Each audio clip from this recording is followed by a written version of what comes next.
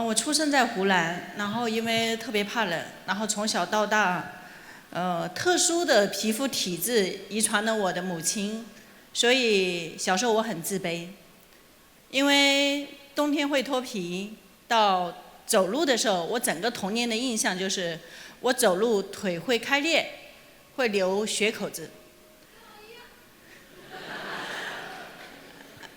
小时候我特别不理解，我觉得这么漂亮的女孩子，那时候又很瘦，为什么会发生这样不完美的事情呢？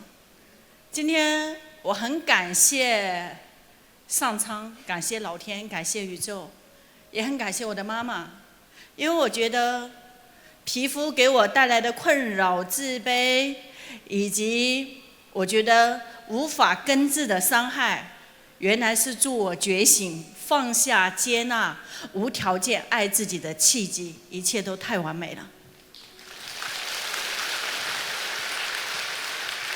小时候我很痛苦，周老师说，人最幸福的时候是什么时候？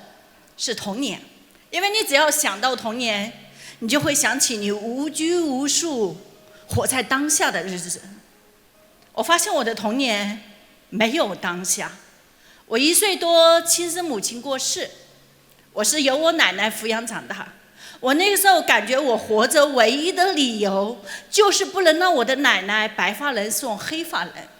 当我被同学嘲笑没妈的孩子，当我受了任何事情跟玩伴之间产生冲突的时候，不管是亲戚还是邻居都破口只是对我进行指责和批判的时候，我无数次在想着，我的生命来到这个世界上，难道就是受伤害的吗？所以我的童年，我曾经认为我不快乐，直到2021年7月13号那天，我的亲生奶奶过世，我突然在冥想的一瞬间，别人问我说，杨云然，你这辈子最幸福的时候是什么时候？我突然发现是有童年的时候，奶奶的每一天，即使被全世界的人给抛弃、给放弃，但是有那么一个人深爱你。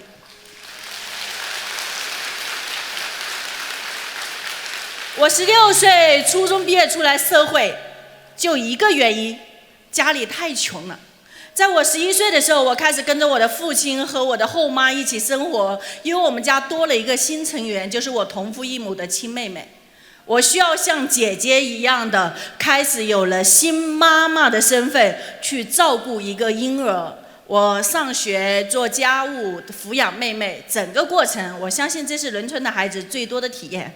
但是我依然觉得，相比我照顾妹妹，我比妹妹更幸福，因为她出生在铁皮加塑料棚的房。我记得当时家里的穷的程度，我妹妹头上长痱子，我印象当中她10岁才开始消失。整个环境用我妈说的话说，你妹很争气，因为我们家根本喝不起牛奶，你妹妹刚好不喜欢喝牛奶，是喝那个3块到4块钱一袋的淮山奶粉长大的，可能知道我们家太穷了。所以很多人经常问我说，杨老师，你为什么可以事业有成？你为什么会家庭幸福？你为什么人生可以获得全方位的，不管是物质上的独立，还是思想上的独立，还是灵性觉醒的成长？我觉得也许就是这些经历的叠加的叶加态吧。因为有了这些，你突然发现生命当中发生任何你感觉到受伤害的事情的时候，也许他来到这个世界上只有一个功课，祝你醒来，祝你看得到不是被害，而是倒对你爱的唤醒。这是我有史以来，在我今天整个从事职业演讲的生涯当中，我们从事教育培训12年。我不是一个专业的讲师，我做幕后运营。我在19岁的时候做销售，在一家上市公司里面，我是倒数第1名的业务员。后面我做到了第1名，并且是持续的1000多人的销售员当中。我19岁为了工作，从早上7点工作到凌晨2点，3个月没有休息过1天。19岁的女孩子每个月白30多根白头发。很多人问我说，当你每天的工作动力就是为了工作而工作的时候，你痛苦吗？我觉得我不痛苦，因为我通过我的工作，我创造了价值，我可以让我的家人生活得更好一些。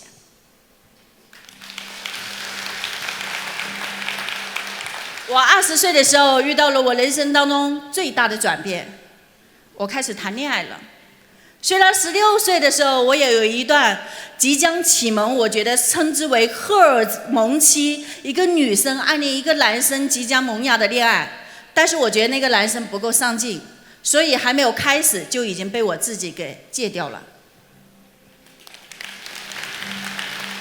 所以这么多年以来，周文强老师比较让着我，他经常说的一句话，他说曾经的女朋友跟现在的老婆是同一个人，能把爱都戒掉，这娘们没有什么事情是干不出来的。所以确实我在跟他过整个恋爱阶段的时候，我强大又强势。他能追到我的人生格言是，除了那个大家熟知的今晚的月亮好圆好圆啊，会泡妞的秘籍以外，他有一个人生和老婆相处、和女朋友正确相处的沟通法则，叫做老婆永远是对的，老婆如果不对，请参照第1条。对，这叫售前服务。基本上没有人完成售后保障，因为撒的谎，他就需要用另外一个谎来圆。直到我先生无法按照这条去承诺的时候，我开始作，开始无底线，开始闹的时候，我发现以前我先生还哄我，再到后面的时候发现，好像每一次哄的有效以后，下一次更变本加厉，我就会变得更多的去操纵他。可能这个词很难听，但是我相信这是很多女人在维护自己感情的安全感的时候惯用的伎俩。但是并不是证明我们女人坏，我们只是为了自己的安全感的时候，我们误认为那是有效的法术器。须不知，当道错了的时候，当起心动念错的时候，当你任何经营感情和关系只是为了自己赢的时候，就必定有他伤，这个关系就打破了平衡，打破了平衡就不符合道，就在背道，就会遭天谴。所以杨月兰老师经历了婚姻里面的至暗时刻和幻灭期。我很感谢和周文强老师4年的恋爱，让我经历恋爱的绚丽期。我也很感谢他突然不兑现承诺，让我自己往死里作，突然发现这个男人不是能被我操纵的样子。我用的任何方式，为了达成自己的目的，所谓的打着爱的名义去让他向我妥协和让着我的时候，我开始反思，作为一个顶级的销冠，如果这个方法无效，咱们得换一个有效的来。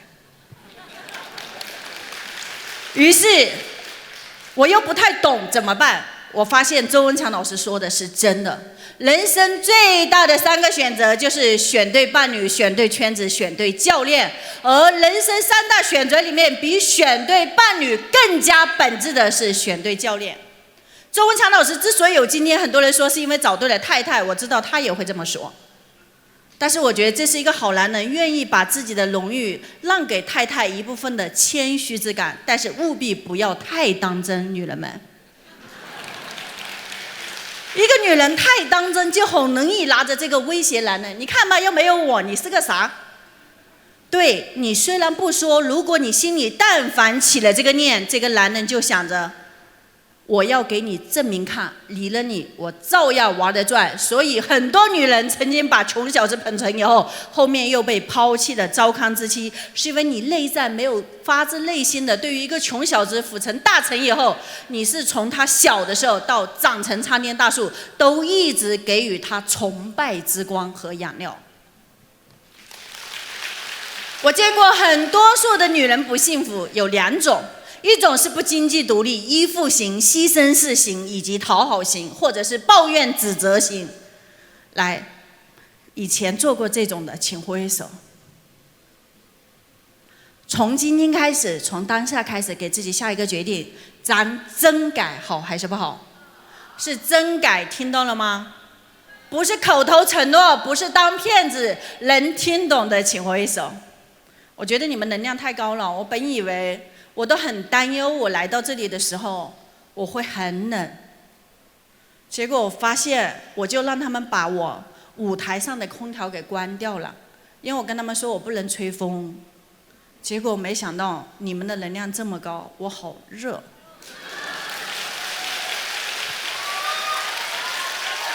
那我们就要在这么热的状态下进行今天晚上的演讲，你们熬得住的请举手。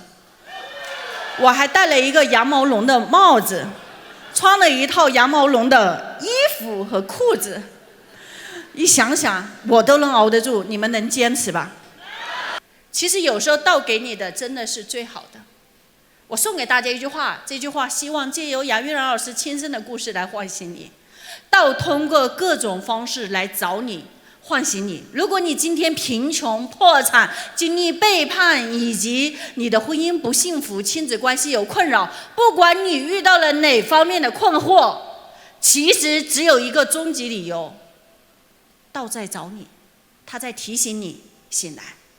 所以我曾经有一首诗，我特别明理，我知道这个字面意思，但是我不够有体悟。就像我以前听过无数的人讲子欲养而亲不待，但是我自己无法证悟，因为我没有身边最亲的人离开过我。直到我对于子欲养而亲不待是在2021年，我最爱的奶奶，我人生当年唯一的奋斗动力离开人世的时候，我突然发现原来子欲养而亲不待是会痛的，是会难过的，是会有遗憾的。不管我曾经做得多好，我多孝顺，甚至奶奶觉得我是整个家族里面的承担和荣耀的时候，我突然发现人生还是充满了遗憾。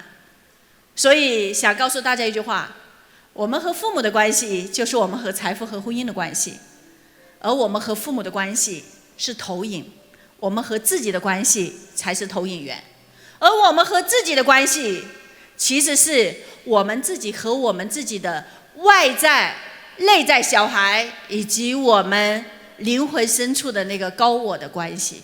很多人不接纳自己头脑里面的我，因为他充满了欲望；也有很多人只追求灵性的那个空，但是忘记了自己在三维空间里面其实还有一家老小要照顾。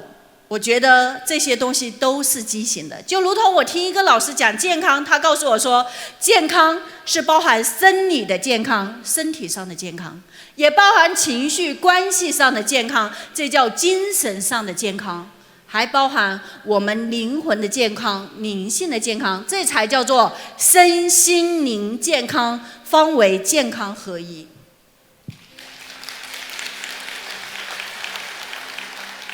因为我是一个为了生我老大麻药没有生效就开始被解剖的人，剖腹产。我是一个为了生我老二12个小时顺产没有顺出来，又打了一型强心的麻药，然后因为剖腹产孩子胎心低，由一个老人家给我做手术的人。那一次我边做手术边呕吐，然后我浑身冷得发抖，就像把我关在了冰箱库里面。我生完孩子第一件事是把我放在保温箱上。很多人说孩子早产可能会进保温箱，我第一次发现原来母亲也会进保温箱。但是你要问我说，杨老师这些事情苦吗？不苦。说你们一句话，全世界所有的母亲叫做为了孩子一切都值得。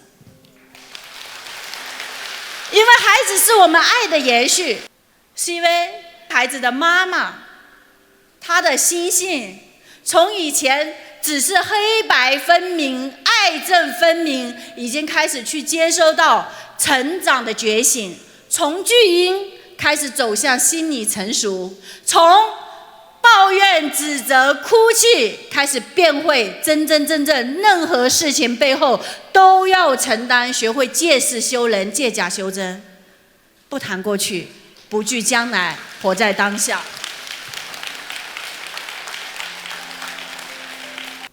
周文强常老师经常说，如果有一天你觉醒了以后，你会跟以前不一样。你以前看待任何事情，你有情绪在里面，你后面再发生在自己身上的事情，你会观察，你可能只是在演一个角色。我看着亚约兰的人生剧本，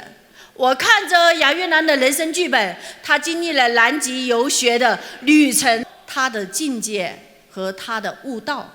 那一刻我真悟到，哇，道超级的爱我。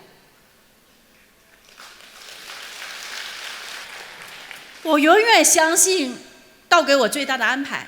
以前我们总会说，事情发生在别人身上是故事，发生在自己身上是事故。当你觉醒之后，你会发现发生在自己身上的事，也是自己在看着自己，那也是故事而已。而每一个故事都一定有一份觉醒的意义，就是为了醒来。所以我要把以前我只是知道的知识的一句话，今天把这句话送给你们，对应一下你自己当下此刻，为了唤醒你，到底你正在经历什么样的事，好还是不好？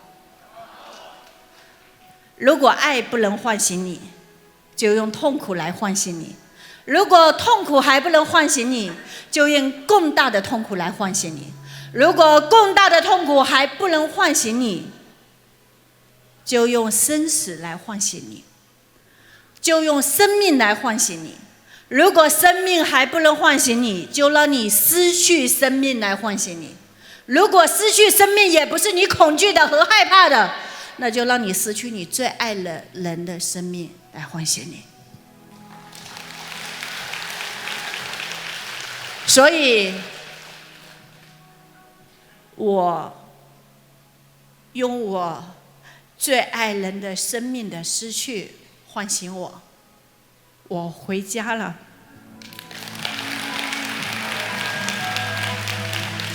送给大家一个叩问好吗？写下来这句话：我真的需要爱吗？我们能在这个社会上，我们存在的所有痛苦，就是因为我们觉得我们需要爸爸妈妈的爱，我们需要公司的爱，我们需要上级的爱，我们需要领导的爱，我们需要下属的爱，我们需要伴侣的爱，我们需要孩子的爱，我们需要一切都能来爱我们、关注我们、肯定我们、欣赏我们。你们觉得对吗？你知道人生为什么无法获得幸福吗？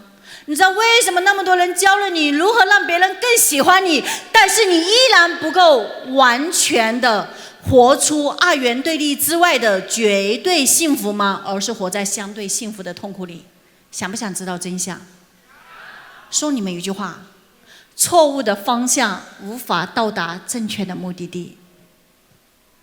很多人可能说，老师可以的，地球是圆的，最后一定会到。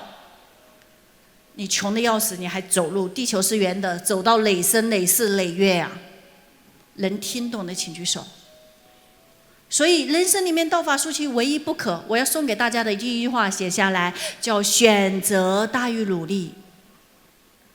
送你们一句话，这是周文强老师常说的。我以前听的时候，我觉得像个故事，像个玩笑，像个幽默的段子。但是我今天觉得，看似是玩笑，其实是真理。就像《西游记》的西天取经的故事，看似好像是唐僧的使命，其实是所有人的经历981难取得的真经，压根不是经文的经，而是人生经历的经。在每一段的经历里面，让自己离道更近一些，以及回到道的怀抱。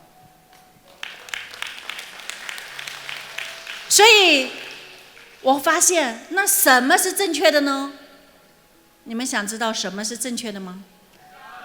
如果郭靖这辈子再勤奋10000倍，但是他的老师是江南七怪，他会成为第8怪。能听懂请举手。但是因为郭靖弄死了黄蓉，然后又拜了一个老师为洪七公，所以他成为了一代大侠。听懂请举手。只学会一招降龙18掌就能够成为大师。所以能理解到这个故事的寓意的挥手，写下一句话，叫教练的级别决定了选手的高度。如果是教练的级别决定了选手的高度，你们知道你们人生里面的教练是谁吗？在你们没有正式拜师之前，你们的教练就是你们的圈子，就是你们的环境。然后你接收到了这样的思想，你妈从小到大就跟你说，男人有钱就变坏，男人靠得住，母猪会上树。于是你不相信爱情，不相信婚姻，更不相信男人，当然也包含你的爸爸。你浑身上下充满了不安全感。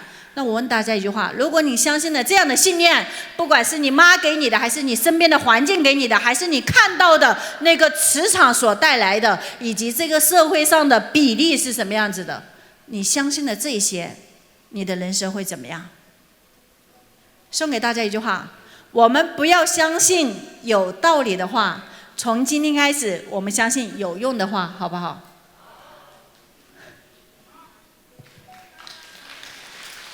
转念转人生，周文强老师和杨岳老师合作了人生的第一本书合集的，就是转念转人生365天觉察习惯，就是每天一篇，是我们讲的转念文，积极思维给你贯穿，积极意识给你贯穿，甚至高境界的心灵投射直接在投影源上给你贯穿。但是要你自己体悟到，要你自己做决定，最后证悟到，拿回果，能听懂的请举手。所以这本书估计还要有几个月才会发行，现在其他的工作已经做完了，所以等到几个月以后，你们记得一定要去逐步完成，好还是不好？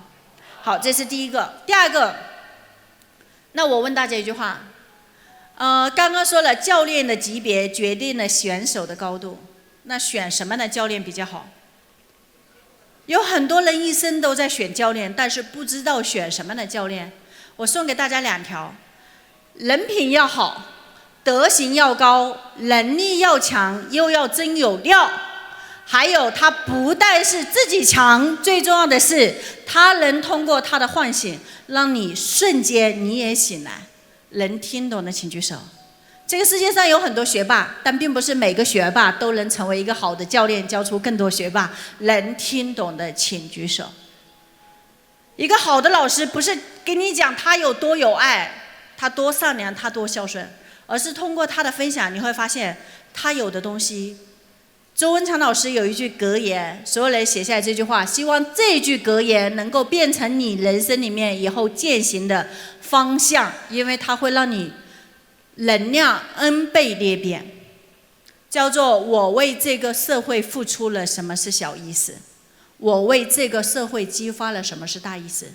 老师经常说一句话，他说他做慈善帮了多少人不重要，他做慈善影响了多少人，也会产生这个慈善的决定和种入这个种子生根发芽，并且愿意去传承，很重要。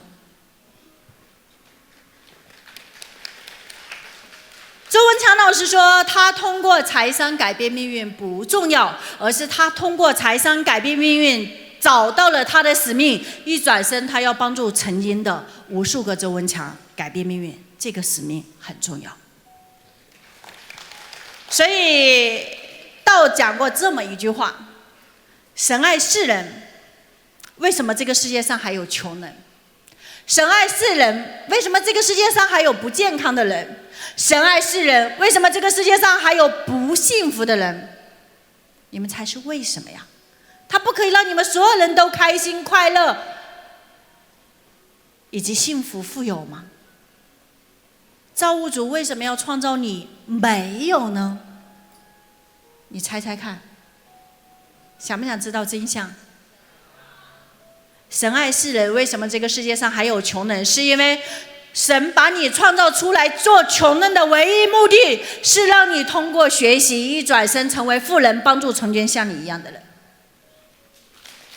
神让你不幸福最重要的核心目的只有一个，希望你把不幸福这个功课转课掉，一转身变成幸福的人，去度曾经那些和你一样不幸福的人。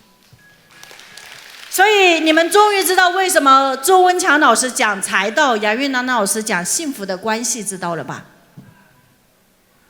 他曾经得多穷啊，穷得足够，然后通过穷小子改变命运，然后发现实现财富自由才有尊严。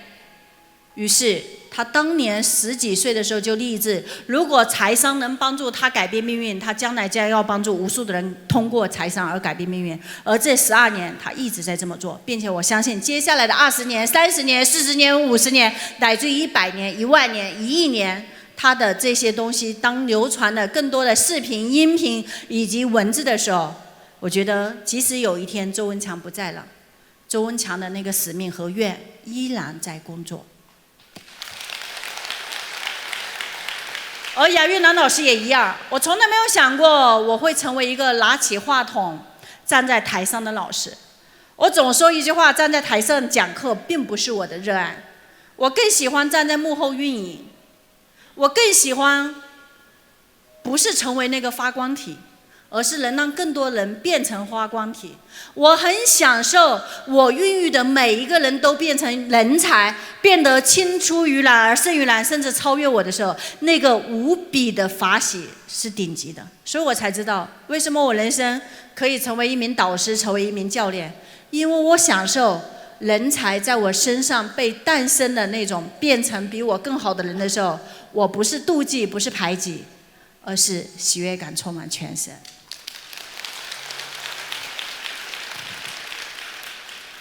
所以今天你们一定带着彼此的功课，对吗？也许是亲子关系不好，也许是夫妻关系糟糕，也许是事业遇到了卡点，也许是你人生里面曾经有过原生家庭的伤，也许你真的遇到了一个让你很不开心的人事物。但是今天开始给自己收到那份礼物，真改自己，好不好？然后接下来给大家上干货，愿意听的挥手看一下。那大家都知道杨玉兰老师是讲关系的哦，那首先就给大家讲关系类的课，好不好？通过以关系入道，让你们帮你们去解决你们财富上的卡点，先解决财富上的，再解决夫妻关系相处上的，再帮你们最后拉升到境界，回到每个人都可以像杨玉兰老师一样原本具足的配得感，好还是不好？愿意听的给点掌声。因为我虽然不能吹风，但是你们一定要相信，在这个没有空调的舞台，我又穿着这么厚的羊毛衫，戴着这么软的羊绒帽子，我是汗流浃背，奔满头湿发。赚钱是能力，花钱是智慧。要学会真正财道，就要掌握花钱之道。因为钱花对了地方，它会成倍的给你带来更多的财富。听懂请举手。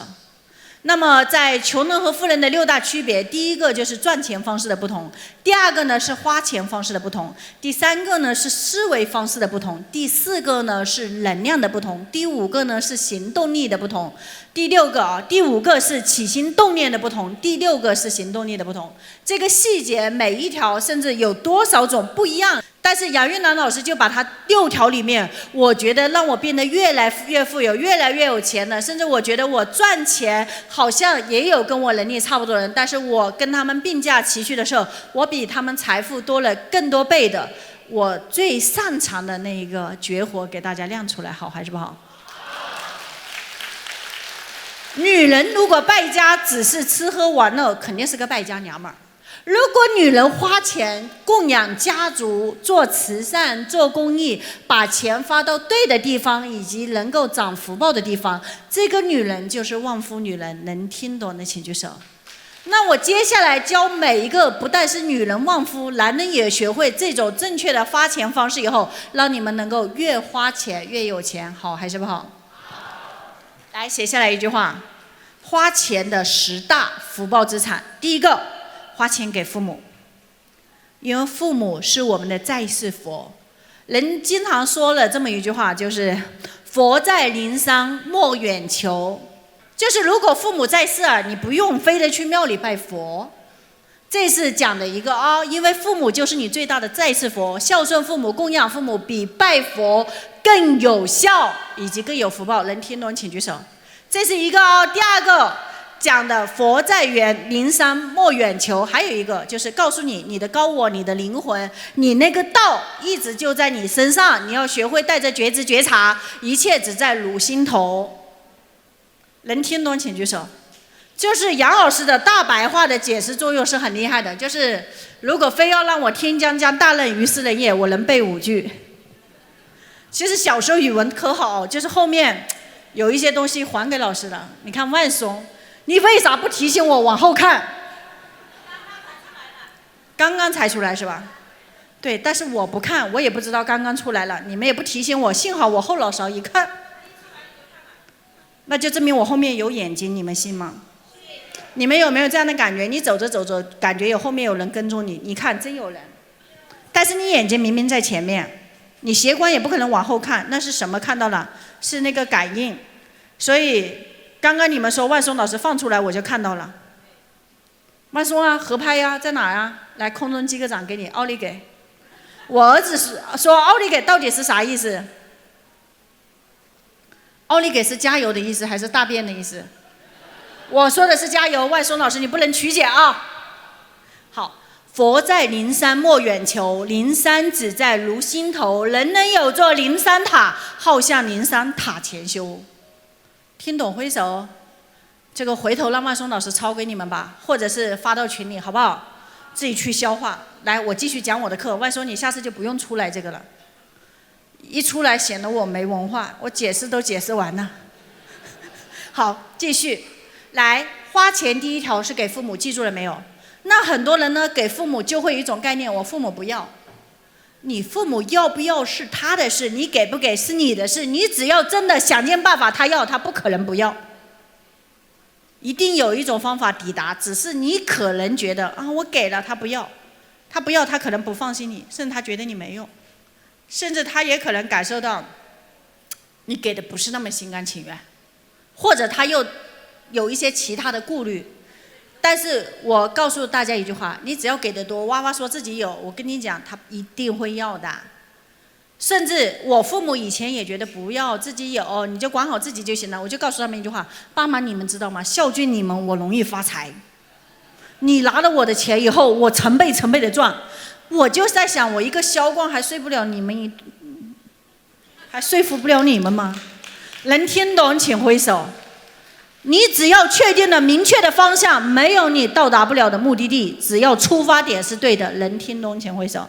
来，第2条写下来，叫花钱给自己。花钱给自己是你在这个世界上最大最大，甚至超过父母的功课。很多人呢不配得感，然后这个尤其是结了婚，什么都不舍得，甚至买个化妆品也舍不得，买一件好看的衣服也舍不得。然后有一天还突然很生气，我为他操碎了心，为什么他在外面还有了别人？因为别人舍得。你们想一个男人足够爱你吗？请你适当花他的钱，他的钱花在哪，他的心就在哪。你们不要觉得我教坏女人，我绝对不教他们败家，但是我想给你讲个故事，你很快就懂。来，养过花的请举手，养过鱼的请举手。来，如果花和鱼是别人养的，你只是在旁边看着死的，你的感觉大不大？就是个故事，能听懂的请举手。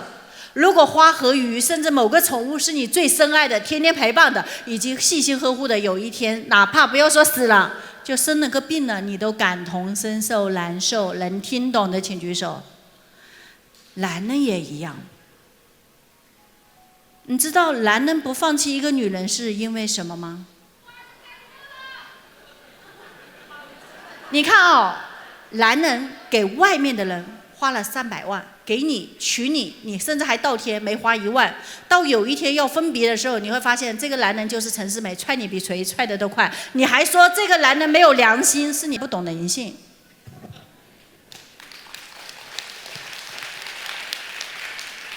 这话很难听，但是话糙理不糙，能听懂的请举手。说杨老师自从听了我的两性老师给我讲了以后，在10几年前，我就是属于那种18年前我遇到周老师我就开始倒贴，我甚至结婚的时候都是倒贴娘们儿。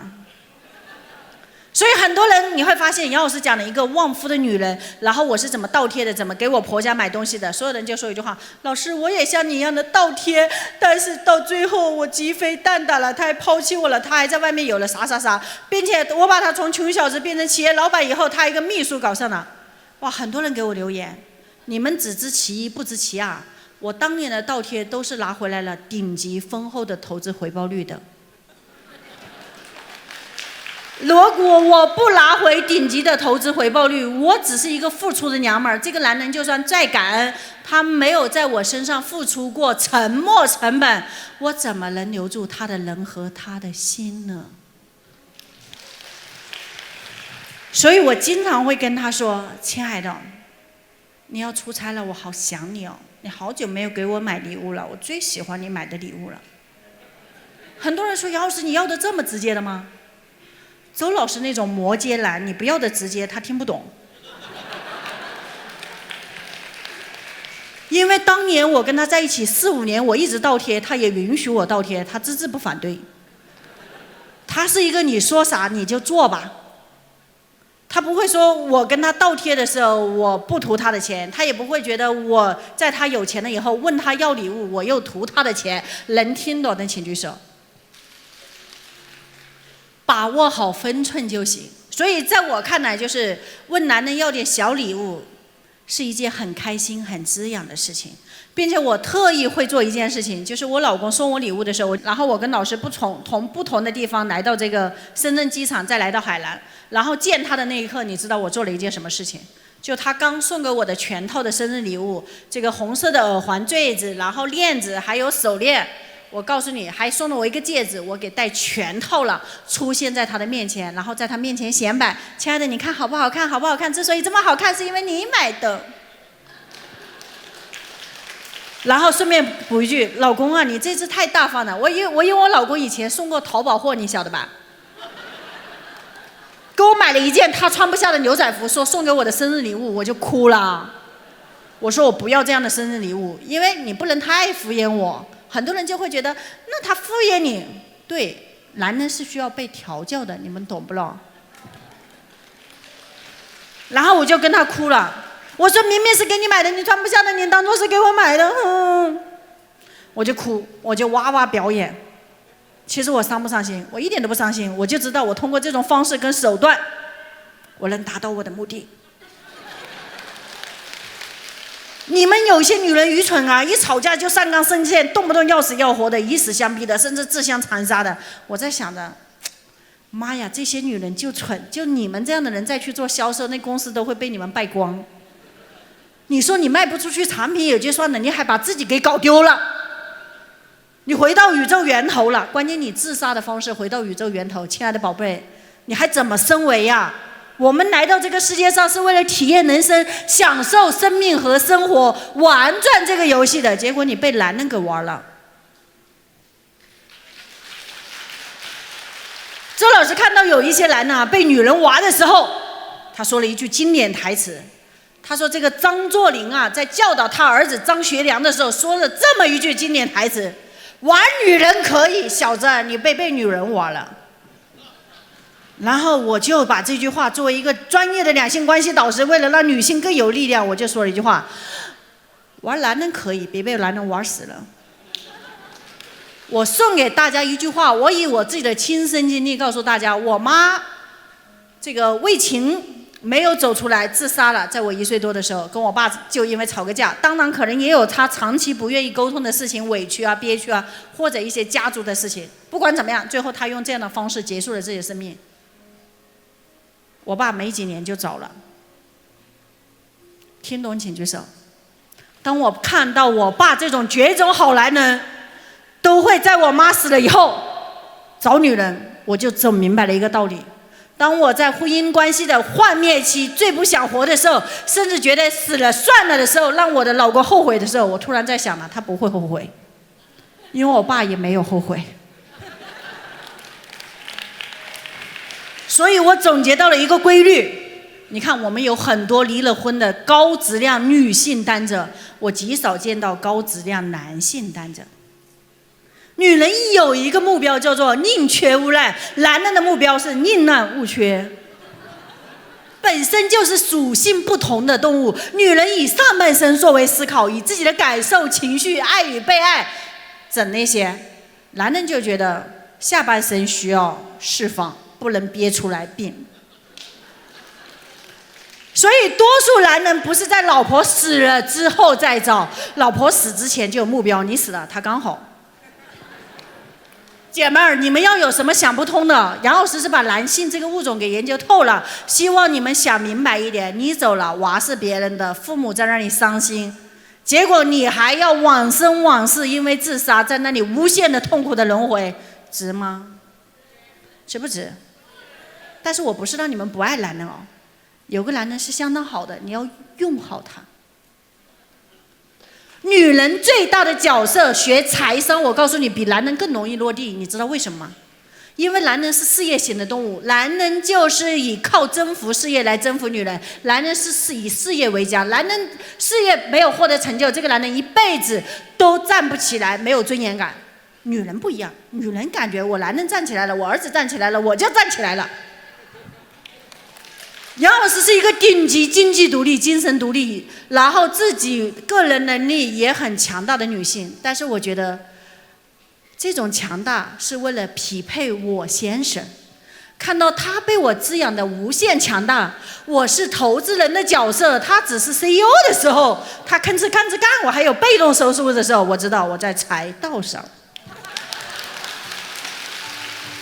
当我明白我跟他之间的关系的时候，我跟你讲，我极少的内耗我们的婚姻，因为我觉得我不能让金主给跑了。老娘不是种小树的命，小树变成参天大树，结了红苹果。我们女人也应该把自己抚成的男人，因为旺夫以后能够平分天下，坐享其成，旺3代、旺9代去延续，这叫做旺夫家族的女人的使命。能听懂请挥手。所以以后能不能想明白一点？来这里之前还有女人觉得日子过不下去的、想死的，请举手。听了这堂课，如果你们再想死，就是蠢，小八。咱以后不能干蠢事，好还是不好？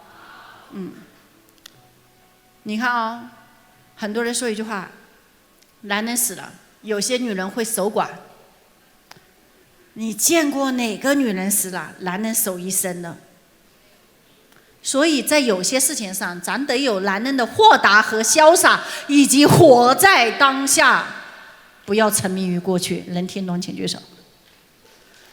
当下你老公没打你吧？当下你孩子没有成绩不好吧？当下你就在上财道吧？看到杨云老师这种生命状态，对还是不对？你看我浑身出汗，就想把满身的能量送给大家，感觉好还是不好？所以花钱给自己，滋养自己，热爱自己，花钱给自己最好的方式，不但是自己投资自己，要学会让你的男人也投资你。能听懂的请举手。还有智慧的妈妈不是问孩子要孝顺金，而是把孩子培养的感恩，孩子会源源不断的给孝顺金，因为孩子孝顺你不是你好，是对孩子自己也好。所以作为一个女性，既要成为智慧的女人本身，也要成为智慧的妻子，还要成为智慧的妈妈，当然也要更做智慧的女儿和儿媳妇。能听懂挥挥手。所以学到了没有？男人同理啊，知道自己不同的岗位职责。来，第3条写下一句话：夫妻同修是这个世界上最大的复利的螺旋式增长。很多人说最值钱的是企业，是上市企业，是巴菲特的股票投资，是价值投资。但是我告诉你一句话，这个世界上最大的投资，很多人都觉得是投资孩子。我告诉大家，比投资孩子更大的投资是投资伴侣。选对伴侣赚大钱，选对伴侣幸福终身，找对灵魂伴侣减少内耗，相互滋养。能听懂请举手。能陪你走到最后的不是你爸，不是你妈，不是你的孩子，是那个身边的人。能听懂挥手。就是你们要有正向的价值观，你们很多人负向的价值观就是，你看嘛，你年轻事后气我，老的时候在手术台上看谁给谁拔管子。就这种话不要听。包括你们会刷到很多的读评论，什么叫未经他人苦，莫劝他人善，这些都是有毒的语言。就是你们一定要相信，我们不要相信有道理的话，我们不要相信消极的话，我们不要相信悲伤的话，我们要相信对我们有用的积极正能量的话。能听懂的请举手。还有，你们要不要学会在夫妻的相处里面，如何能够让彼此的关系更好，以及在亲子关系上的时候不产生摩擦，孩子还能把你们当成榜样，也能走得越来越好。想还是不想？很多女人是这样的，你看吧，你爸工作忙没时间管你，你看妈多辛苦，你看吧，你爷爷奶奶这那的。就很多女性在家庭里面行使了把孩子变成不感恩以及嗔恨心很强的凶手。能听懂的请举手。正确的做法是怎么样的呢？要告诉孩子，爸爸多辛苦，爸爸辛苦是为了这个家走得更好，为了他更好。能听懂请举手。那正确的爸爸呢，不要在孩子面前驳了妻子的权威，甚至有一些爸爸说，你妈才读过几年书，你妈懂啥？你懂的你妈都不懂。这就典型非常叫做，人家说是宠妾灭妻，你这叫做灭妻杀子。能听懂请举手。你说我没有杀子啊？对，你扼杀了他的妈妈在孩子心目当中的印象和认知和内在感受和权威和关系，你就在杀子，因为孩子没有未来了。能听懂请举手。所以不管是对爸爸的诋毁还是对妈妈的诋毁，都是把孩子培养成废品。能听懂的请举手。好了，那应该正确的操作手册是什么样的？跟孩子说爸爸会跟孩子说，你知道吗？妈妈多辛苦，妈妈当时生你是这样的，妈妈怀孕的时候经历了哪些东西，但是还是毫无保留，然后怎么样怎么样怎么样的，爷爷奶奶多爱你。反正你要给孩子一种感觉，所有人都是爱的，以及为了他好的，并且不要黄婆卖瓜自卖自夸，要经他人来说更有效。能听懂请举手。好，你去招一个下属，然后你说你多厉害，下属就会在想你吹的吧。能听懂请举手。但是你再招一个下属，你从不说你厉害，结果你一转身，旁边的其他人甚至职业经理人甚至整个团队业务圈里面都留着你已经封神是第一名的职业经理人的话，你下属来都是冲着你来的，崇拜你来的。能听懂请举手。所以父母亲在孩子心目当中的印象是什么？是互相建立好感，是互相捧场，而不是互相拆台。能听懂挥挥手。好了，然后我们讲花钱给伴侣，还有一个最重要的，花钱2点。第一点是外在，对吧？比如说给你的先生买套西服啊，买个什么礼物啊，这叫外在，滋养他的形象都 OK。但是还有一种东西叫做内在，比如说帮你先生打理他的家族，帮你先生有一些事情的人情世故的维系，让你先生感觉到被滋养。还有另外一点就是最重要的核心，不管是男人还是女人，但凡你经济条件可以，一定要支持你的伴侣学习，因为在这个世界上真正没有所谓的男人或者是女人的小三的说法，只有叫做对方的不成长。能听懂请举手。对方的不成长，有时候并不是被抛弃的人是不成长的一方，有时候是可能抛弃人的一方是罪恶的陈世美，老天爷倒给你把坏人给自动剥落掉了。能听懂请举手。所以得到未必是福，失去也未必是祸。能听懂挥手。我在南极事件的时候，我自己写了一段话，让我感触非常深。我是这么说的，我叫得之我幸，失之我命。改变我能改变的，臣服我不能改变的。在这一次事情的觉醒之前呢，我觉得我以前看我先生是带着欣赏的眼光、尊重的眼光以及崇拜的眼光来看他，因为我看他，我觉得他是一个比我更加有学问、有学识境界的人，一个比我更好的老师。但是这一次以后呢，我再看他，我就发现我是借由他看到道，看到规律，借由他以身试道，我悟到我的道。然后那一刻我发现我是臣服的，我是感恩的，我是无条件的爱和接纳的。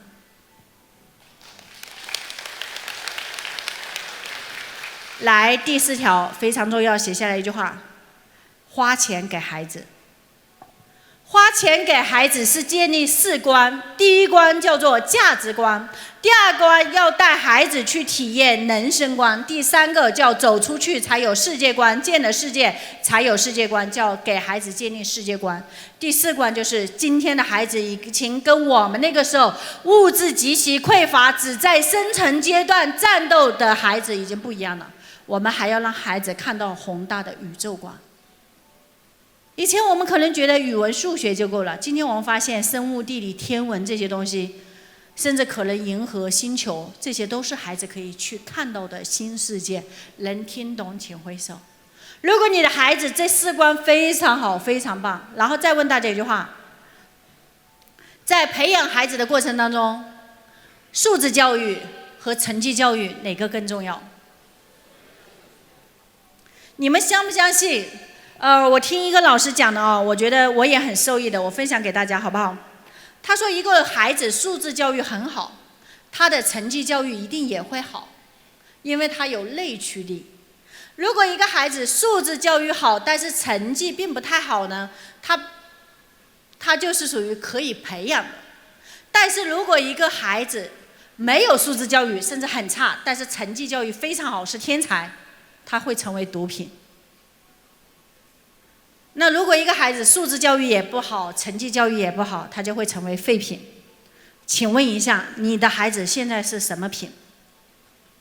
给大家打个最米方，可能你就懂了。比如说朗朗，朗朗一出生你就能感觉到，很快他爸就看得到他的天赋所在，他的成绩教育、素质教育的综合培养，所以这种称为精品。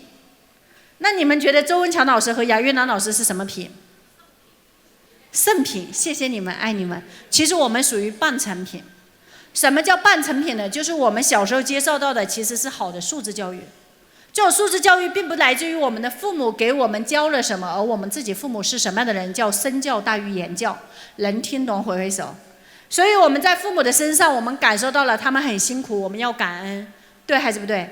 我突然发现，我就是刚刚教你们的，夫妻俩要互捧，不要黄婆卖瓜自卖自夸，也更不要相互诋毁。我突然想起来，我为什么从小到大那么孝顺，甚至16岁出来打工就觉得第一件事就是自己没有都一定要给到他们的很重要的一个核心观点。因为我后妈跟我说的最多的一句话就是：你爸很辛苦，为了你付出一切都值得。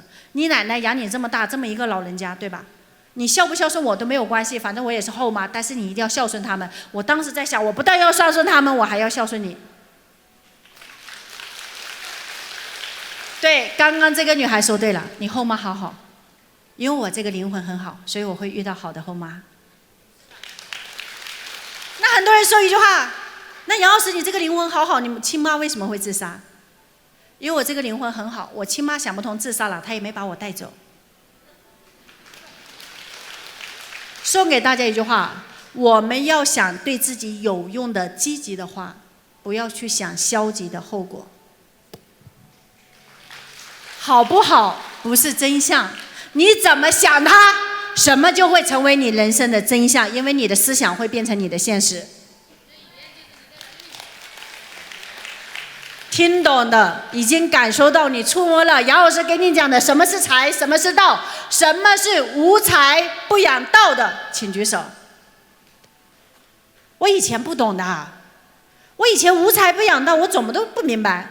我以前甚至觉得学习学专业提升技能跟修行有什么关系，但是就是当你踏上这条道路的时候，你愿意持续，周文强老师说的，只有持续的跟随才能获得精髓的时候，你遇到了一个好导师好教练的时候，就算你没有入门，你什么都没有。我记得遇到周文强老师之前，我就是一个物质空间的蝼蚁，我人生只有一个目标，第1名，在我看来第2名都是垃圾。